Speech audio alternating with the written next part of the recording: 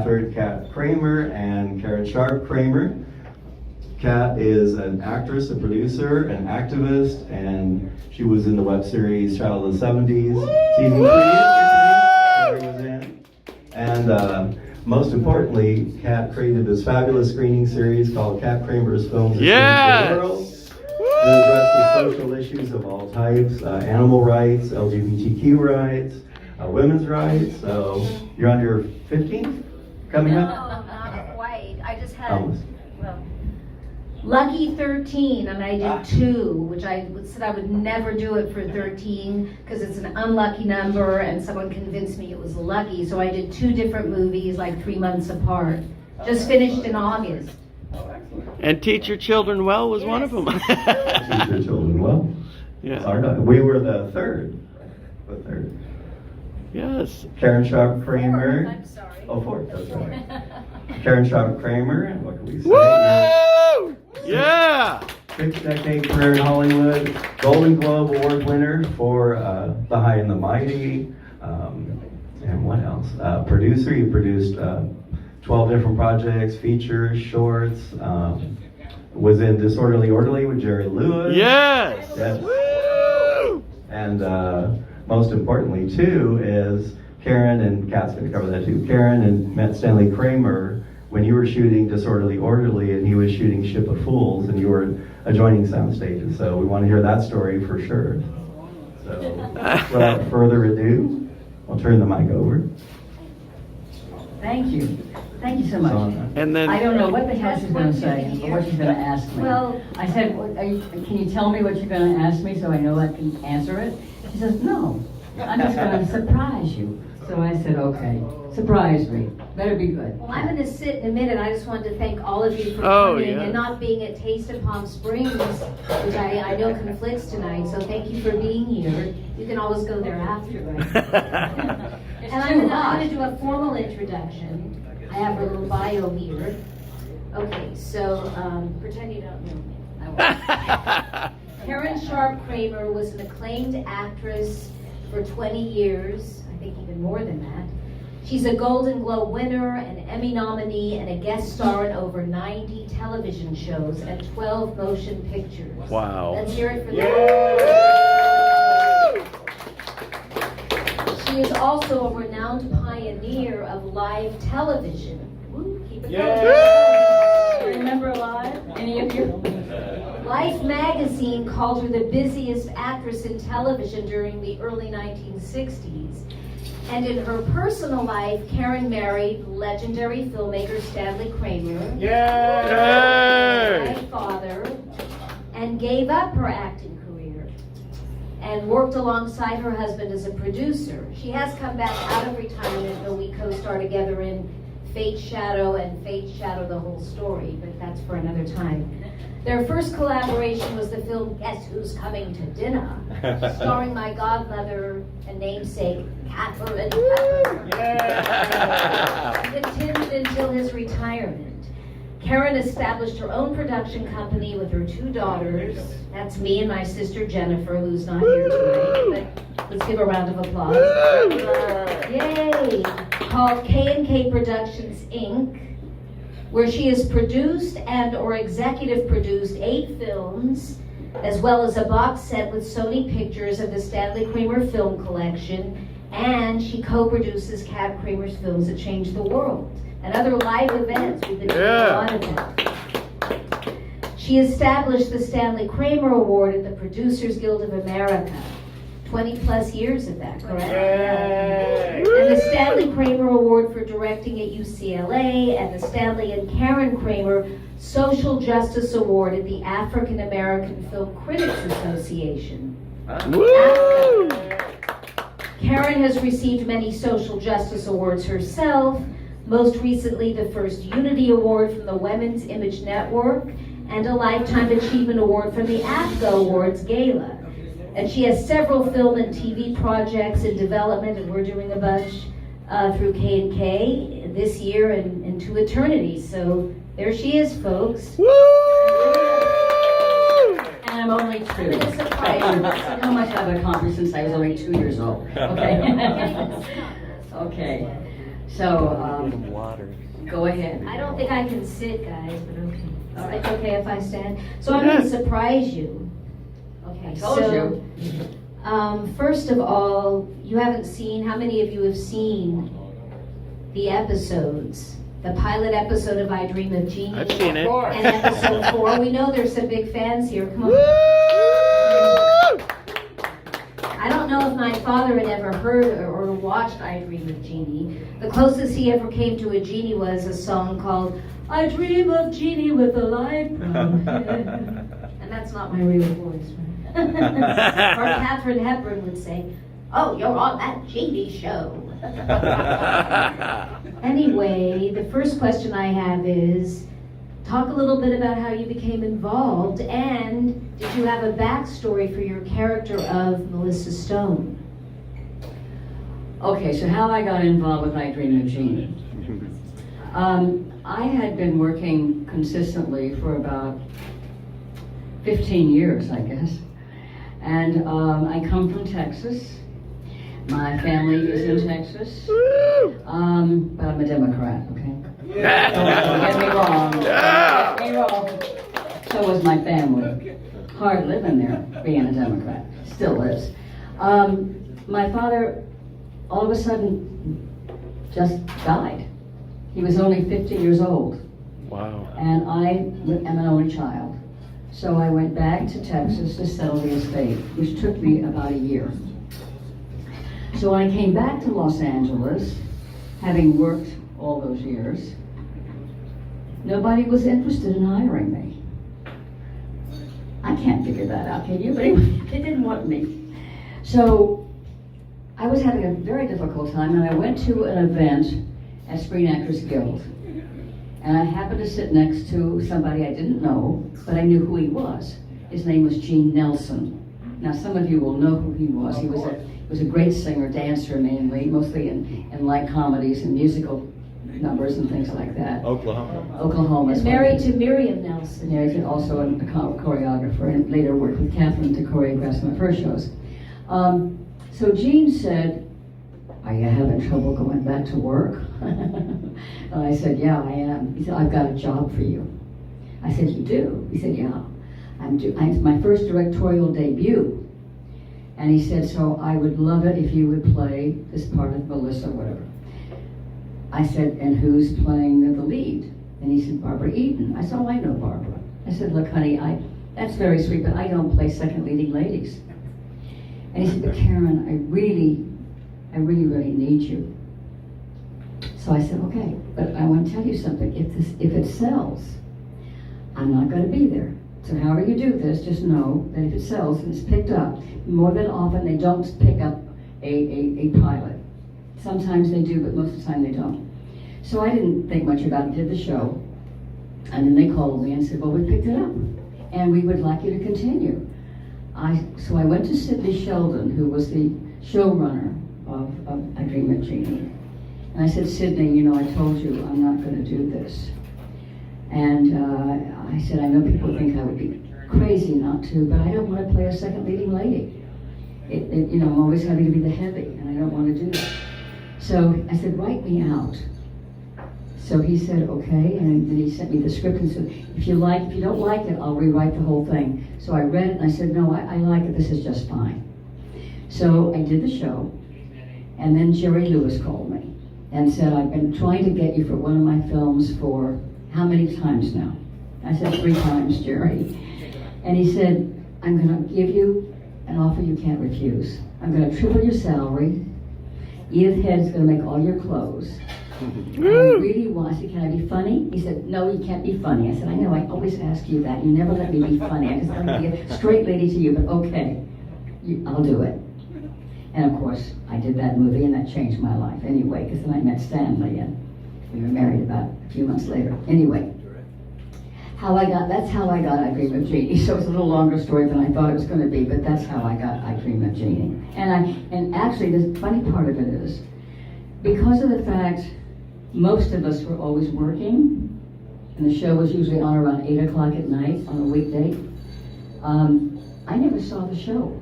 I never got a chance to see it because I was always working, and in those days, we're going way back, almost 60 years now, 60 years. Wow. Before my time, yeah, it can't be that. But it is 60 years. So it's been fun to be able to catch up and see segments of that show I never saw. So I really appreciate Steve and Paul inviting me tonight to be here with you to celebrate that. And we get to see you guys. We have some latecomers who've come in, so you can come up and listen to Come the on Q&A. in, come on Karen in. Sharpe Kramer. I'm Kat Kramer. And you didn't finish the question about did you have being a method type actress or a serious actress, did you have a backstory or how did you create Melissa Stone? Yeah. I just played myself, and I think there's much to go on. You know, you just get a script, a piece of paper with words on it. It's up to you to create her. You have to create her, and it's not necessarily a method type of role to play, actually. It was a lighthearted comedy. So I just kind of like played myself. It was easy to play, and it was lovely to play. Now, Larry Hagman. I was going to ask you, what was Larry Hagman like to work with? Great. I really liked him. He was very prepared. You know, television goes very quickly. You don't have time to be sitting around thinking about it too much. You cast quickly, it goes quickly. They usually print the first rehearsal anyway. So you have to be good on the first take because sometimes the take is going to be actually on the screen. But haunt you for the rest of your life. So you got to know what you're doing. So I knew Barbara. I had known Barbara because we were contemporaries. Were we competitive? Yeah. We were very competitive. She just took one of my questions. Well, I was going to say, talk about if you were rivals, and so you have some good stories about you and Barbara. The one about the clothes. Oh yeah, okay, that one. Okay. Yeah, we were competitive, but I didn't really work with her very much. I think only one scene that I had with her in the whole. Well, I guess very little actually. And you know, we were all prepared. We did our thing. Television doesn't give you much chance to get to know anybody that well, unless you're on a long series. But when you're a guest star, you come in and do your job and you're done. Several years before that happened, I was in the East. Piper Laurie, you know who she is. Woo! Piper. Sadly, she passed away recently. Yeah, Yes. Piper was a good friend. She called me and she said, I'm going to be doing a play in the East, and I'd like you to join me for the summer. We'll be touring around the East Coast, and I'd like you. I said, God, you're up for an Academy Award. You're going to go give. She said, yeah, I want to do this, and I want you to play opposite me. I said, great. So we did. And it was a great summer. I loved working with Piper. And I told her, I said, but she lived in New York.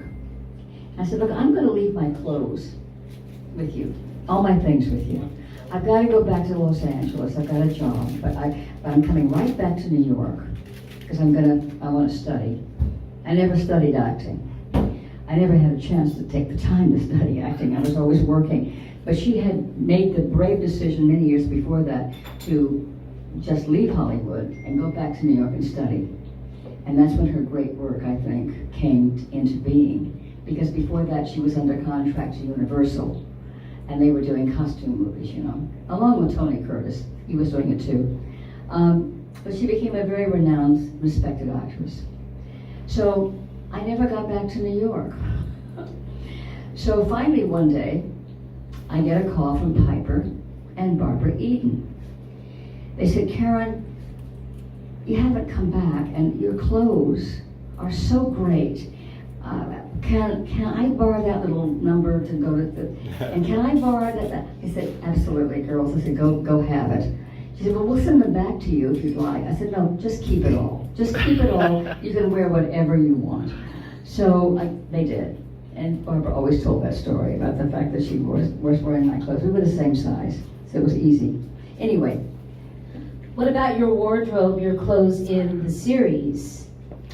Well, I was used to having two wardrobes.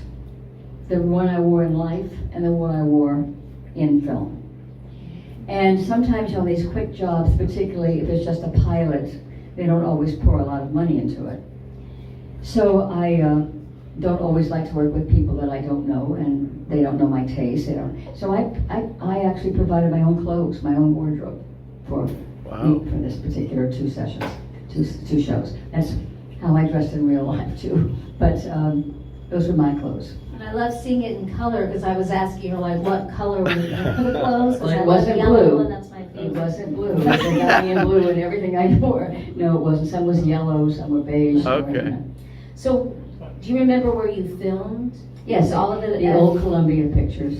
Woo. It's now Sunset Gallery on Sunset Boulevard. You know Gallery. that one. The premieres. Do you have any memories of when you were filming, like little stories that you can remember? Like when she imitates you in that one Oh, I love that. session, Yeah. which is Thank kind of you. a classic. No, she actually just did what I did. You know, it was like the first take. We did the first take, the first rehearsal. Did she copy your outfit? Did Barbara Eden copy your original outfit in the double scene? That's what I want to That's a know. great question. That was an audience question. Yeah. Well, they knew my clothes when I'd taken them to the studio and said, I'd like to wear this. I had to get it okay that I'd like to wear this. And so she was always in the costume at that time. Okay. So they did, I guess, make something like my outfit that I was going to wear for that scene. Yeah, that's true. And it was single camera filming it. How do you feel it influenced today's series, today's sitcoms? It was nominated, you know, it had a lot of recognition, but it's a classic. Do you see the influence in other series? No, I don't. I don't look at that many series. I like those limited series. I think they're great. Yes. No, it's kind of I don't. Well, there are some family sitcoms, I guess, like that. That was meant to be what it was. It was meant to be a fun romp of, you know, imagination and fun and glamour and all that kind of stuff. That's what it had to offer, and I think they did a really good job with it. And the comedy timing, sure, you know. Well, that's up to you. That's up to Barbara. It's up to me. It's up to Larry Hagman to pull that off. Nobody tells you how to do that. What about the directors? It wasn't the same director No. for the pilot as. So talk about that. It was. Well, Jean was the pilot. I thought and Gene Nelson did a great job with the pilot. I really did. Yeah. I liked working with him. He was very prepared, very much a gentleman. He's from the old school like I am. So consequently, Barbara too. Larry was the one out of the box because he had very little experience. But he was a really, really responsively good actor. And I think he came off extremely well. Made him a star, actually. And then he went on to do Dallas, which made him even a bigger star. So what was the question? Well, I have a better one. I answered that question. What was it? What do you think about a reboot? Not with, obviously, you and Barbara, I think, are the only ones still alive from the original cast. But what about a reboot? Do you see, I guess it could be them redoing the show, like for a new generation? Well, I don't think I would be in it because I was only Maybe in two segments. You and Barbara could guest as, you know, other characters, and there would be a new Jeannie. I Dream of Jeannie versus Bewitched. Would That's be what I cool. was also going to say, but Yeah. Bewitched was a really good show too. That was also shot at Columbia because I remember seeing her in the makeup room, Elizabeth Montgomery. I think today is the anniversary of the first episode is today. Of I Dream of Jeannie? Ironically, I think. oh, that is why Somebody you- look it that's up. why you selected this I think date. Jeffrey knows. Yes. This is the anniversary. Yes. Hello, this is historical. Yes. We have a couple of pieces of I Dream of Jeannie trivia for you. Yes, we have Oh, a do it. special guest in the audience. Jeffrey. Hardly. Hi, I'm Jeffrey Mark. First of all, I Dream of Jeannie is famous in TV history because it is the very last nighttime network show to debut in black and white. Oh. Because in those days, shows debuted from Sunday to Saturday. I Dream of Jeannie was on Saturday night. It was the last one, and it went into color the following season. And I Dream of Jeannie came about Gilligan's Island. because Gilligan's Island was 1964. I know better. Don't even bother. He's an expert. I was thinking maybe, but yeah, thank you for clarifying. Where was I going with this now? The very first. So because of Bewitched, I Dream of Jeannie happened. Columbia, their Screen Gems was their television arm in those days. And Bewitched became this sleeper hit. It was the first big hit ABC ever really had nighttime, Wow. outside of like the Mickey Mouse Club. And they wanted another show like it. Bill Asher, who was a dear friend of mine, did not want another show. He didn't want to supervise another show. Bewitched was enough. So they went to Sidney Sheldon, who was this amazing screenwriter and book author of fiction. And, you know, so there are parallels between the two shows. Yeah. The evil sister with the dark wig is just like Serena on Bewitched. And if you ask Barbara, Getting feedback. the guest stars, and she gives an awful lot of credit to Hayden Rourke, who played Dr. Yes, Bellows yes, as he like was the heart, amazing, of the yeah. heart of the show, because he brought it's a very hard part to play, to constantly be the heavy and to play a very married man, married to a much younger, beautiful wife, who never ever catches on exactly what's going on. But I know that in speaking with Sidney about the show, you came up in the first conversation that he wishes you could have gone on. There would have been more conflict on the show. Yeah. And how well you did. So know that Sidney felt really warm about what you did on the show and really appreciated it. And this is not the Jeffrey Mark show, so I'm going to hand this right back to you. Thank you, though, for but you know, that. if Thank she you. continued- Yeah, thank you. What do I know? If she continued, I might not be here. That's true. And we have I think about it was fate. we have It about was 10 fate. minutes. Oh, okay. So just keep that in mind. Thank you for mentioning Thank you Kate for that. Rourke, That's and there was great. Bill Daly, and so there was a lot of actors that got their start on the show, right? Bill That was Daly their was first, Got his start on first that big. show. So can you remember working with them, and who played your father, and? Philip Ober played my yes. father, you know. Well, you know, it's like you go to the set and they do a lot of pages in one day. You say, oh, no, how are you? And you do the scene, you know. And there's time between scenes for women where you're getting touched up or to change wardrobes or something. Then you go home. I mean, you don't always get that chance to think that you're going to have a great friend in your life. You know, it happens very, very rarely, actually. Unless you're in a series, and then of course it's a different thing because you have to see him year after year after year. So that makes a lot of money that way, I guess. But anyway, that's how that works. But I don't really have any stories to tell you. It was a very lovely shoot. We finished on time, and that was it. And when you were off the show, did you feel, gee, I wish I'd stuck with it? I know maybe you're not saying that, but maybe you had a little, or are you surprised still with the big success of it? No, those were the days when that kind of a show would be successful. It has that certain kind of look about it that you feel that would be kind of what we did in those days. I never had any regrets for what I did, what I didn't do. I never looked back and thought, doggone, I should have done that. I never did. I did what I did. I married Stanley, and I thought I would never, ever give up my career to get married. I didn't want to get married. I didn't want to have children. I didn't want any of those things. I just wanted to keep on working and get that Academy Award. That's kind of who I was. But Stanley Kramer was different. He was not like anybody I ever knew. And he was doing really important work, important subject matter that I was never going to get a chance to probably play. And he was so devoted. He was so unusual for this town. And it took him a year, really, almost a year to get a date with me. And he saw me. I walked onto his set because when I was working with Jerry Lewis on The Disorderly Orderly, Jerry, when I wouldn't go to bed with him. Stories about that, but we're not going to Well, discuss it tonight. he made life hell for me on that set. Oh. He never would rehearse with me. He would just, and I said, too bad, because it's going to be what it is. And across the way, you know, on Ship of Fools, I go to the commissary by myself.